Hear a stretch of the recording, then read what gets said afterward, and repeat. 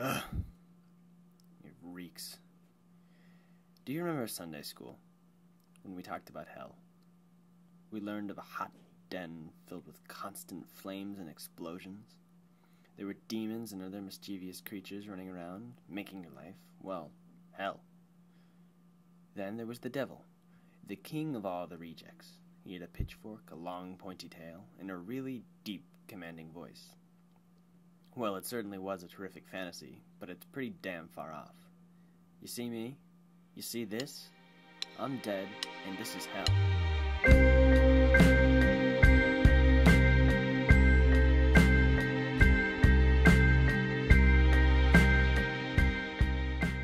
A lot like a dormitory, eh?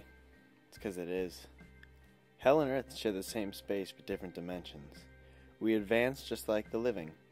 When a building is constructed, it appears here too. There are a few differences, though. One is obviously that everyone's dead. Another is that no satisfaction comes from any of the senses. Music does nothing, nor do colors. They're merely there for function. The biggest difference is that thought in the back of everyone's mind about the end, and how there is none. Think about it. Everything has a finite existence. TV shows end. Giant bags of Cheetos end. Even a freaking Monopoly game ends. But this is eternal. Nobody escapes this. You spend your whole day hoping that maybe that's false. If you don't hope, you're screwed. Forever will get the best of you the minute you accept it. In life, you fear the end. Here, you hope for it.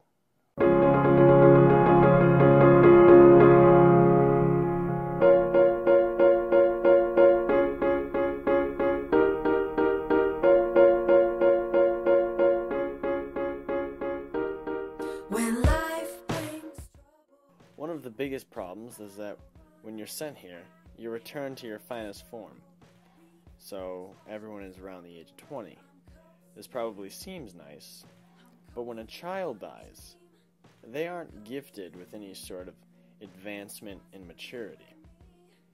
My roommate died when he was 3, so he tends to just sit there, drawing rudimentary stick figures on the ground. His concept of clothing is also far off.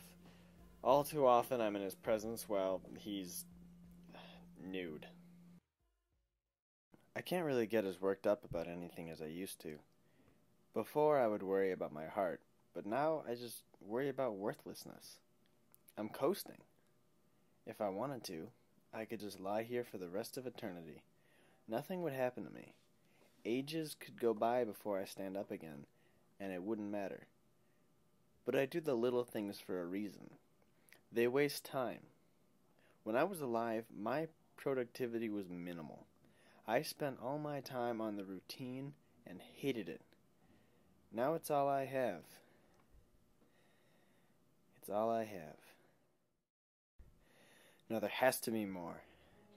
There has to be. Everything ends. This idea has to be made up, false. I don't know what to call it. It's just not real. This ends. It has to. This feeling, this dark curtain on my soul has to be my imagination. I have to lift it. I can't take it.